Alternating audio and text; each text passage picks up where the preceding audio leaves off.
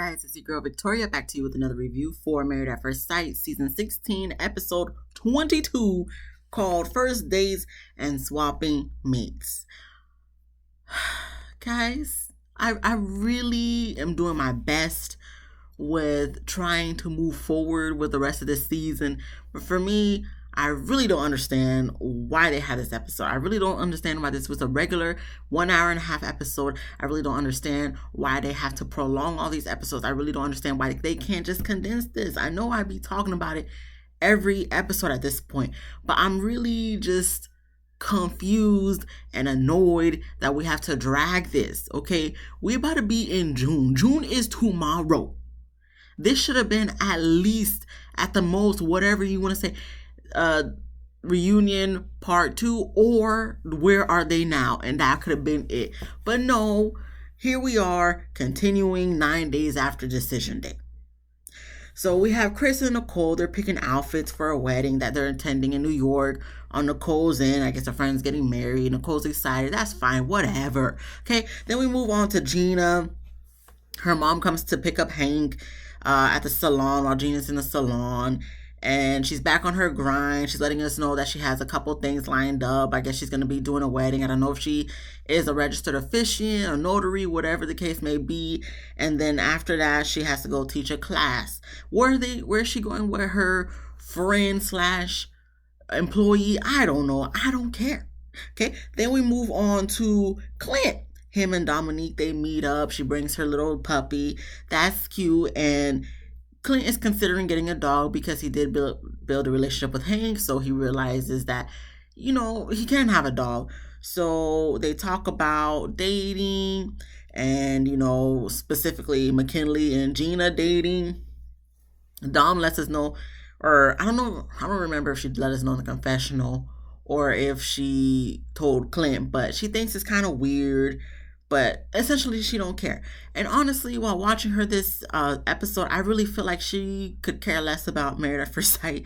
Like she said, like we all done said, she only did this because her mom made her, because her mom wants her to find love and happiness. But clearly, this was not the right about way to do it, Mom. So I feel like Dominique, she's just there to collect her check and do her obligations in order to get a check. But she don't care to be there. I feel like in her head, this is just my opinion, but I feel like in her head, she's probably like, y'all really not my friends, okay? We may be acquaintances, associates, co-workers in her words, but like, y'all not really my friends. I'm not going to be giving y'all too much energy, okay? But as they're talking about dating and Clint saying he thinks McKinley and Gina might work out, Dom says she's going to shoot her shot at Gil and proceeds to have Clint help her write a message in order to send to Gil. Okay, fine, whatever. We then get to Kirsten and Jasmine. They're going apartment shopping for Jasmine because, she thinks it's time for her to get out of her people's house to get her own place. Now, I see, as Kirsten was there, I'm thinking, is she there as a friend or as a realtor? If she's there as a realtor, I don't know why y'all keep trying to push her being a realtor on us. So now she all of a sudden everybody's a realtor. But if she's there as a friend, okay, understandable. So as they sit down to talk, pretty much, I guess Jasmine was asking Kirsten what her thoughts about it was. Kirsten was saying, well, I think you need to stay at your people's house and then save for a house because she wanted to get a house this year, but, obviously she's going to save up and get a house next year. So Jasmine was like, no, I need my own space this time. Jasmine, I understand. But in today's economy, I don't know what the economy is like in Nashville, Tennessee. I have to ask my cousin because, she lives over there. But listen, I thought the same thing. I thought like, okay, I'm at a certain age. Let me get out my people's house so I could do me because, at my grown age, my dad's still trying to give me a curfew and whatnot. So let me get up out of here. Like, I'm too grown for this, okay? I'm too grown to be having some 11 o'clock curfew. Little tidbit about my dad and his strictness. Okay, I ain't trying to be 30 and then still having a date. No, at the time when I was single, I'm like, I ain't trying to be 30 and still be telling like a day, oh, I gotta be home by 11 because my dad going to, no, So, Jasmine, while I understand why you want to get your own space, but I feel like your people's is cool and chill. So if you're not paying rent, especially, stack up. But people gonna do what they want to do. But I just feel like in today's economy, if I knew what I knew now back then years ago, before I even got in a relationship with my husband and got married, I would have made sure to stay at home as long as possible, okay? Because these rents nowadays, down here especially, it ain't giving what it used to give back in 2013. Okay, rent back then was like $1,000 for a 1 bedroom. Now 1 bedroom almost $2,000, if not $2,000. Absolutely not. So she gonna do whatever she do. They didn't go to talk about dating and whatnot. Jasmine's ready to cut loose and get back on her grind. Kirsten don't really know if she gonna be dating just yet. Jasmine did make mention that she is talking with one of her former college mates, so she gonna see where that goes. But he has to be the one to ask her on a date. She waiting for him to ask her on a date. She ain't gonna do the first move. I understand, Jasmine, because same here. I ain't doing no first move. I've done first move a couple of times, and it didn't work out. So I'm glad my husband did the first move, because it wasn't gonna be me. We then move on to Kirsten. She does a video diary and letting us know she bought herself flowers. She reminds herself that she's beautiful and she better go to brunch with her girls.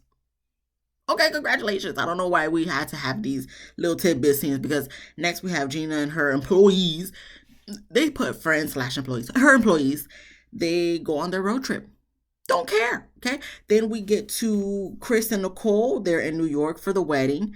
And once again, I don't care. I'm just trying to adjust this camera thing.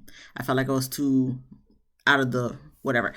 But I don't care. I don't understand what these little scenes we're getting, because I'm like, this is what we're talking about, producers. Like, y'all prolonging this for no reason. Y'all could really, really could have kept this as like, put all these episodes and condensed it into 1 hour of a Where Are They Now?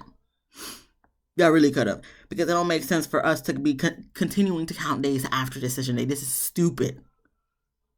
So then we move on to McKinley and Clint. They meet up McKinley and Eris. They meet up to walk in the park. Eris isn't necessarily dating yet, because they talk about dating. McKinley lets us know that he's going back and forth from here to Michigan. I said Detroit that last episode. No, Flint. Okay, Flint, Michigan. He got a job offer. He accepted the job offer, so he's going back and forth. But it kind of sucks, because he is now renting a house. I think he said house or apartment. Whatever the case, he's renting here or over there in Nashville, Tennessee. So when we say renting, like, are you still renting from Taylor's people's house? Because it seems like you're saying you got your own place, but why would you get your own place if you already accepting an offer from back home?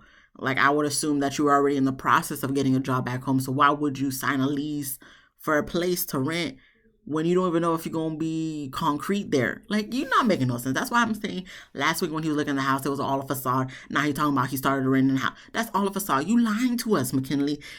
I mean, if Gina know her own for her own good, she should not pursue anything with you other than maybe a friends with benefits type of situation, because your story ain't adding up. I was all up on Dominique for, being so judgmental and assuming and all that stuff. But I don't know, McKinley, I liked you in the beginning, but now I'm just giving you the side eye, okay? You seem very shady to me, okay? You seem to me like you lie a lot. No, I already deal with some people that lie too much, and I don't need an extra person to be worried about. So if you say so, McKinley, okay, we'll see how that goes. He lets us know, or lets Eris know, that he's excited to go on a date with Gina, or lets Eris know and us in the confessional, because she's super sexy. He lets us know this numerous times throughout the episode. He lets us know this way before, in the beginning, when everybody was still married to everybody. He let us know after him and Dom already got out of a marriage. So he's been letting us know time and time again, over and over, that he's very attracted to Gina. We get it, McKinley, but you about to get my last nerve. Okay? Everything you've been doing, saying, your reaction, all that stuff, and then on top of that, you not being consistent with your story, I don't know what to take from you at this point. So then we're just going to move on to Shaq. He's in Louisiana. His grandma recently passed, and, it was a sad scene, seeing all the pictures and stuff. I'm not sure exactly the time frame of when she passed. I'm assuming right after the decision day, but I don't know, maybe if she was sick before, but I'm thinking in my head, was this one of the reasons why you kind of started getting distant with Kirsten, because you had a lot on your mind with her family? Not that it gives him an excuse for being the way he was acting and all emotional. But I'm wondering if that was one of the cause, because in his head is like he was physically with Kirsten in a relationship, but mentally he was thinking about his grandma back in Louisiana. So I don't know, but if that was the case, to then be like, I'm divorcing her, but then also saying in the same breath when you guys are all hanging out that you don't know what the future holds. What do you want? Okay, Shaquille, you should be having this conversation with Kirsten, probably behind closed doors, so then y'all can figure it out. But it seems like you're kind of all over the place, a little irrational, but I don't know. I mean, they look like they're going to talk next week, so we'll see how that goes. We then get to 12 days after decision day. Almost half a month after decision day, and we still on this show. Okay, so Nicole and Chris, they're working out together. Nicole wants to let us know that everything's a competition between them two because they're very competitive, both of them, and it keeps it exciting for them. And the fact that she said that, I'm just like, so what, is nothing else exciting for you guys? Probably not, because sometimes I just be looking at Chris. It's like, Chris, when you're ready to wave the white flag, let us know. Because I feel like Nicole's the one talking, you're barely talking. It seems like you're just agreeing just to agree. Chris, you don't have to be with her if you don't want to be with her. But I know you're trying to make this thing work because maybe you're like the help of the red would help a lot with. I don't know, but Chris, if you're not in it to win it, then don't be in it, because Nicole seems like a lot. And that's just from me watching her on TV. So I can only imagine in real life dealing with her 24/7. I only deal with her once a week for an hour and a half, but maybe two if she's on the after party thing when I watch it later on. But you deal with her 24 hours in a day, 7 days in a week since you met her. So God bless to you, Chris. They do the little exercise competition. Nicole wins, and she's happy about that. Congratulations, Nicole. And then they sit down so they could talk. And Nicole lets us know in the confessional that she feels like Chris respects her and she got the validation that she wanted, so that he knows that she's very active and she don't just do one workout, but like multiple workouts. Okay, if that's the validation you needed, I guess. But I mean, to me, I'm just like, okay, I don't know what you want us to do with this information, Nicole, because I don't know why you needed the validation. I think in her head, she just still thinks about the comment he made of when he said she was more, plumper. I don't know the exact words he used than he was used to, but that's okay, not in a bad way. So maybe she's still thinking about that. So she's trying to prove to him that she's active. I guess, Nicole, I guess, but you shouldn't have to prove yourself. You should just be able, if he's able to move forward, regardless if you're working out or not, then we shouldn't have to prove that we can work out. Anyway, don't care. Chris just then told her, like, okay, let's do some things that I like to do. So she said, yeah, she may not like it, but she gonna try. Okay. We then get to Kirsten. She lets us know that she reached out to Shaq because she heard about his grandmother's passing and hopes the best for him and his family. Cool. We then get to Aris and Clint. They go hang out with Clint's friends and they talk about the lessons they learned from their experiences. Did either of them really learn anything? Nah, I don't think so. But Aris gonna say some good words. Clint said he just learned better for himself to be more picky about what he wants. But you gonna get burned again, Clint. We're gonna watch that in a couple of scenes later. But okay, congratulations. 13 days after decision day. We are still continuing after decision day, guys. We get Chris and Nicole. They go play baseball.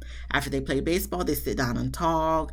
And they talk about going to different places because since they went to New York for a wedding on Nicole's side, Chris wants to take her to Chicago so she can meet his family and friends over there. Then they talk about going to Florida to see her dad.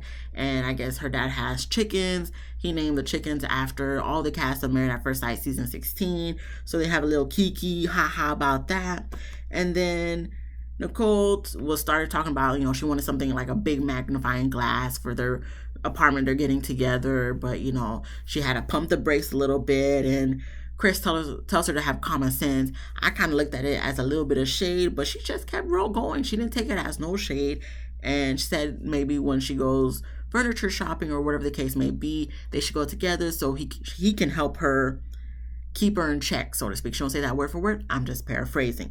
So Chris looked a little nervous, but I feel like he always looks nervous whenever she talks because she talks a mile a minute. And I feel like he can't really get a word in edgewise, but he be trying, I guess. So Chris, that's your wife, and I mean, you know how to better to deal with her than I do or anybody else do at this point. So good luck to you. We then get to Jasmine. She lets us know that she's about to go on a date because she's back in these streets. Good for you. And before we get to her date, we get a little snippet of Kirsten. She goes to see a career coach. Since she don't have a man or husband to be looking after or do things with or for, she says so sad. And I'm just like, okay, Kirsten, just focus on you. Like you said, focus on you. Okay. A lot of people ain't together. A lot of people divorced. Like, sometimes I just really be thinking, like, are you really hurt? Like, are you really, like, hurt her? Or are you just really, really in your feelings, the fact that he wanted a divorce from you and you wasn't the one who said you wanted a divorce first? I don't know. It might be both. I really think at this point it might be both. But Kirsten, you just, instead of getting so bitter and making these little sly comments, this is why you should talk to him if it really bothers you this much, which she does mention later on in the episode. So enough about her. We get to Jasmine and her date with her former college mate. I don't think she didn't even say a name. So they go on a date. She said she's not going to reveal his face just yet. And I'm like, so why come on camera to have a whole date on camera? Like, we see him, there's certain parts we see clearly, but then the other parts is like when they show the whole face, they blur it out, but you can still kind of make out the face at the same time. Twitter, they was cracking up. Someone said Wizard Kelly, and I'm like, 100% Wizard Kelly. But it seems to go well. She asks him if he finds her attractive. He's kind of like, are you serious? I find you very attractive. So she's like, well, nowadays I have to ask. No, you don't, Jasmine. Okay, you're a gorgeous girl. When I was looking at her at the date, I'm like, Jasmine is gorgeous. Okay, her hair was looking good, makeup looking good, her body's always looking good. I'm like, don't let one little man, what his name, Aries, make you feel like you have to ask a man if you attractive or not. If we had a poll, Jasmine, the poll will be for high of attractiveness for you versus the low. And if it's the low, it's probably Aries voting twice. Okay, so Jasmine, please don't be asking no man no more if he finds you attractive, okay? 9 times out of 10, he gonna find you attractive, okay? Because you're a beautiful woman, you're a gorgeous woman, and then you enhance it by just dressing up and looking cute and having that confidence. Because she's like, I know I'm a bad bee, and I get you say that, Jasmine, but sometimes I feel like you don't feel it. Like, you say it, but you're not selling me that you feel like you're a bad bee. So I'm gonna need you to really feel it and exude that confidence. Because if you really felt like a bad bee, you wouldn't have to ask homeboy if he was feeling you. That's just my opinion. But Jasmine, you beautiful. Like I said, we best friends and my boy. So, this gonna work out, I think. Hopefully, we'll see. But, she blushes when he says that. And, they end off the little date with a kiss. Congratulations. Because, you moving on. But clearly, Married at First Sight season 16 don't want to move on. Because next, we get to 15 days after decision day. This is getting ridiculous at this point. So we have Chris and Nicole. They go furniture shopping, and Nicole keeps coming back to some gold chair that she wants to have. Chris is looking at it saying, he obviously don't really care for it and don't think it's necessary right now. That's when we cut to the next scene because we don't need to talk nothing else about that scene. We get Clint. He goes on a date with a girl named Nicole, and they play frisbee golf. Chris from Married at Sight season 14, I believe. 14, 15, maybe even 13. I don't know. He would be so proud because the one that was with Alyssa or matched with Alyssa, he would be so proud because he's like president of the Frisbee Golf Committee, president of the National Frisbee Golf Committee, I think he said. So he would be so proud. Good for you guys. So after that, they sit down and talk, on a picnic, not chair, but picnic blanket, with some champagne, with some bubbly, talking and discussing. And, Clint lets us know in the confessional that, Nicole's his type because she's slender and athletic. He don't say those word for word. I think I wrote it. Yeah. He says she's fit, toned, and in shape. She's also a redhead. She got freckles. So he's liking what he sees. So as they're conversing, he's asking her what her deal breakers are. She says her deal breakers are redheads. She kind of hesitated a little bit. So I don't know if she really means that or she was just saying that to just let Clint down easily because maybe she just don't find him attractive in general. Not the fact that because he's a redhead, but as an excuse. I don't know. And I don't know if maybe, because this was a blind date set up by his friend. So I don't know if his friend thought this was a joke, like, okay, just tell him, you're not feeling him because he's a redhead, or if she's for real about it. But she says the reasoning why she said that was because she dated a redhead before, and she's also a redhead, and people thought they were siblings. I don't, if that happened one time, Nicole, I mean, I guess, but I don't feel like that's a valid excuse or reasoning to essentially have that as a deal breaker because of the color of someone's hair that grows out of their body on their head and eyebrows and mustache and stuff. Like, really?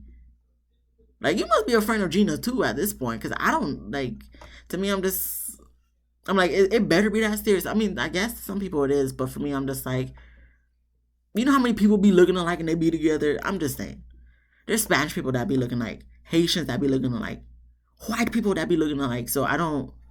No, okay, she's just not feeling you, Clint, but that's okay because after this show is over, after 29 more weeks, you listen. A lot of girls gonna be sliding your DMs, Clint. So you're not gonna have no problem with being a redhead. The girls was already shooting their shot on Twitter tonight, so you're fine. You're fine. Anywho, Clint was looking annoyed, but Clint, you'll be fine. There's gonna be plenty of women that be like, "Oh, I love a redhead," so you're good.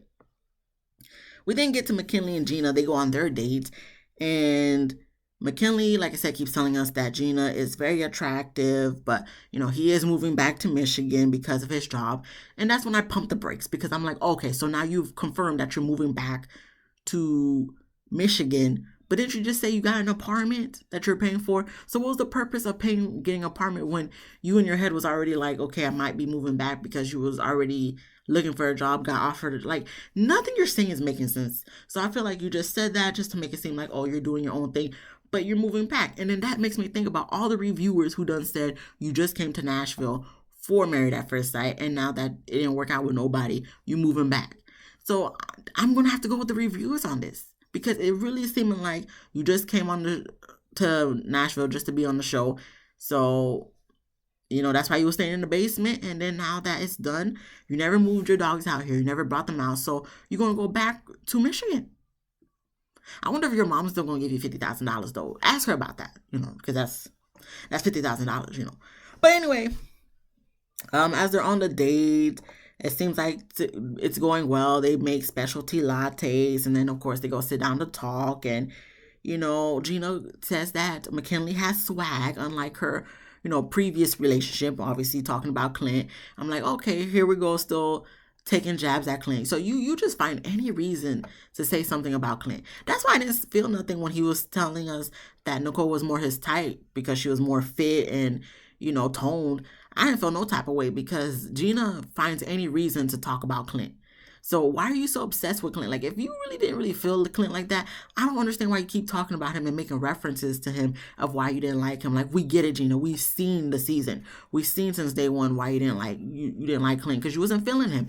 But why you keep having to verbalize it? So you just seem, like I said, seem like a mean girl. Like, I be trying to like you, Gina, but at the same time, then you just remind me why I don't really care for you because all you do is talk crap about Clint.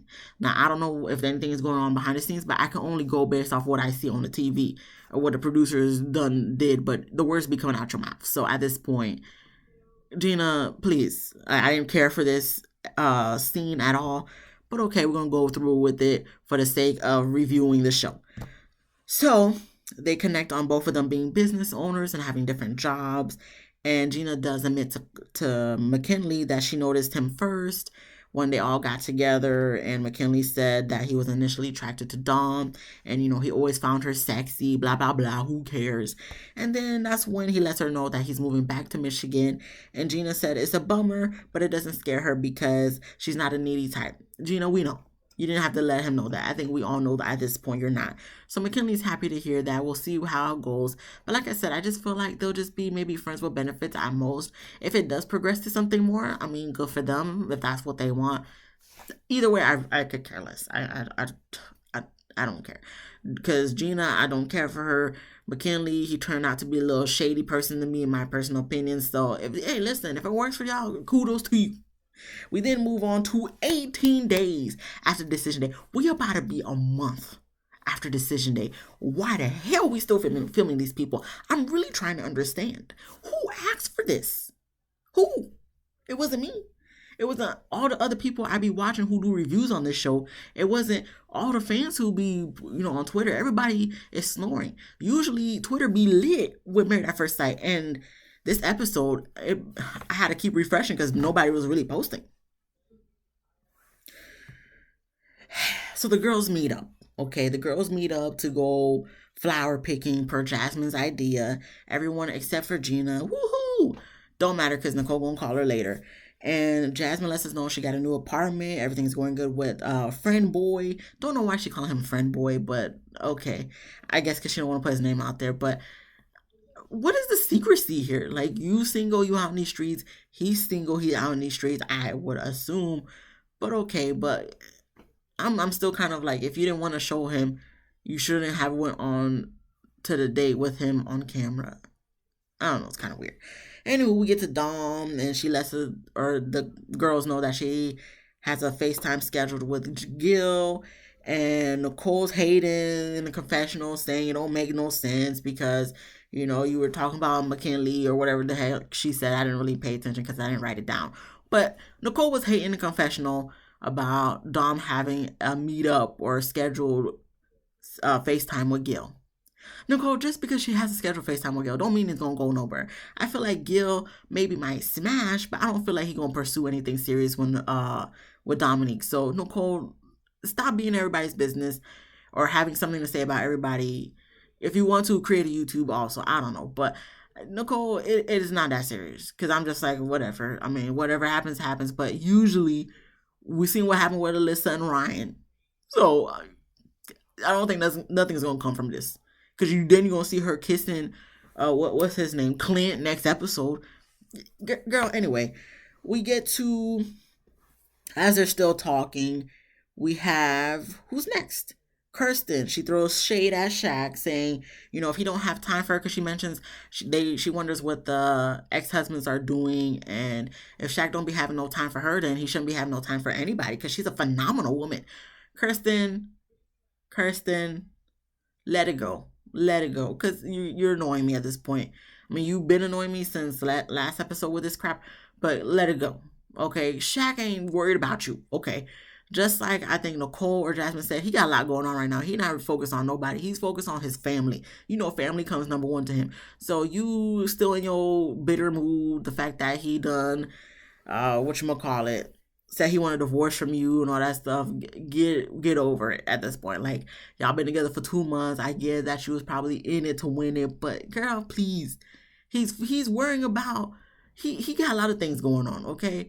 So I think one of the last things he's worried about is you. Let's be real. Let's be 100 here, okay? I don't have time for this, okay? What else was they talking about? Eris and Duchess, because someone asked her, Jasmine, is Eris gonna be seeing Duchess anymore? And Jasmine said, yeah, he's with Duchess right now, but that's gonna be probably the last time, because she's trying to move forward with friend boy. So what's the point of still hanging out with Eris? Or having Duchess hang out with Eris. Okay, Jasmine, we seen you turn on a new leaf ever since y'all divorced, so good for you. But I'm pretty sure she only let Eris watch Duchess because of the fact that the men are about to meet up in the next scene. So they only probably did it for, production purposes. Because out of filming, he probably wouldn't have asked for Duchess, to be honest. So after that, we then get to Nicole doesn't want Gina to feel FOMO because Nicole gets FOMO. So she's like, let me call Gina. Let's see what she's up to. So she calls her. Everybody says hi. And then Nicole obviously asks how the date went with McKinley. I'm just like, did we really need to ask that? But okay, whatever. We know Nicole messy. So Gina said it went well and that he's moving back to Michigan. Dom's not surprised. And then once they get off the phone to talk further, Dom was like, of course, he was never given concrete vibes, so of course he would move back. So okay, whatever. Then we get to Kirsten. She's still stuck on the fact that Shaq cried when he said he wanted a divorce. I'm like, yeah, it may have been like, really, Shaq, you doing the most, but not to the point where she's still like thinking of why would he cry when she should be the one crying. But you didn't cry, Kirsten. Okay. He cried, but you didn't cry. And people could cry when they're divorcing you. Maybe it was hard for them to decide, but at the end of the day, he said he had to choose him. So he probably cried because he knows he's hurting your feelings, but he has to do what's best for him. So he feels bad. So why can't he cry? Like you making this more into what it needs to be. Okay, Kirsten, you just doing the most. So she let the girls know that she needs to talk to Shaq because she wants that closure and needs to know why he said no. Once again, am I the only one confused here? Because I could have sworn he said the reason why when he divorced her on decision day. It's 18 days after decision day, Kirsten. You can't tell me you still feeling some type of way about it. Did the producers put you up to this? Because it's really giving, I'm not gonna say Diary of a Mad Black Woman, but it's really giving. I don't know. I really don't know. At this point, I'm just kind of like, why are we still conversing about this? Like we still got reunions to get to. 2 parts, guys. Oh, gosh. Okay. Nicole says she has a lot of questions too. We don't care, Nicole. We don't. We get to the guys. Everyone's meeting up except Shaq because he's still in Louisiana. Because his grandma done died. And we have Eris with Duchess. We have Clint with Hank. And they talk. Clearly, Eris and Clint done had sex since decision day. Clint talking about his pelvis detached. That's funny, Clint. Okay, cool, whatever. Eris said he sent a text, like, hey, big head, you up? Okay, we're not surprised. Okay, we're not surprised. McKinley said he's moving and his dating went nice with Gina, but he's not trying to move too fast on anything, but, maybe just trying to see where it goes. Okay, if you say so, McKinley, but you guys gave very much, y'all was talking way before y'all went on y'all official date vibes. Just like Bao and Zach. From season, I don't know. And was it in Texas? Excuse me. Yeah, in Houston. I forgot which season. So, okay, if you guys say so. Anything else to take from that? Nope, it's just their sex talk, and it was such a relief after being on a 2 months hiatus on both Clint and Eris' side. Eris didn't say it, but the way he was wording things, it seemed kind of as if he was already having sex, even though he was married to Jasmine. I don't know. Because he was like, oh, that must have been tough for you to be without sex for 2 months. But weren't you without sex for 2 months, Eris? Supposedly?